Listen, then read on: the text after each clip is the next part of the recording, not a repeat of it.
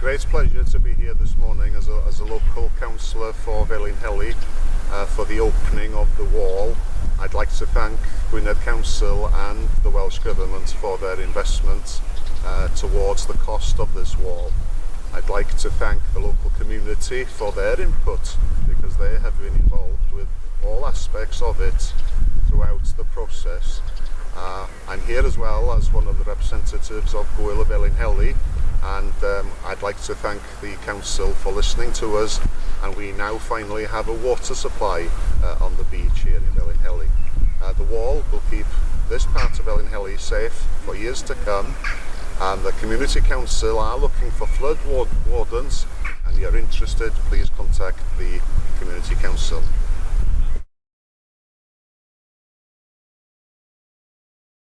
Climate change is having more and more of an effect on our communities.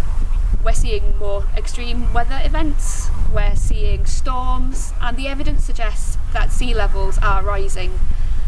As a council, we want to keep our residents safe, and that's why we're developing a number of flood prevention schemes across the county.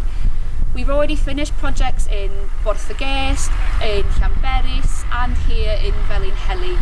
And we've got future projects coming in Bangor and in Barmouth. Our priority is to keep our residents and our communities safe, and that's what we're going to keep working towards with a number of schemes across the county.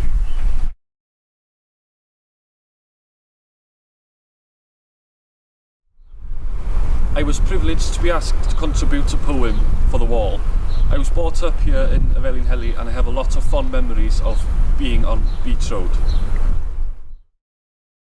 Mae'r Felinheli'n sŵn hwyliau'n taro ger y tir, a lleisiau swnllyd y byd lond y baen galw'n henw o'r tonnau. The poem is complemented by drawings made by the pupils of Ysgol y Felinheli and the artist Ellery Jones.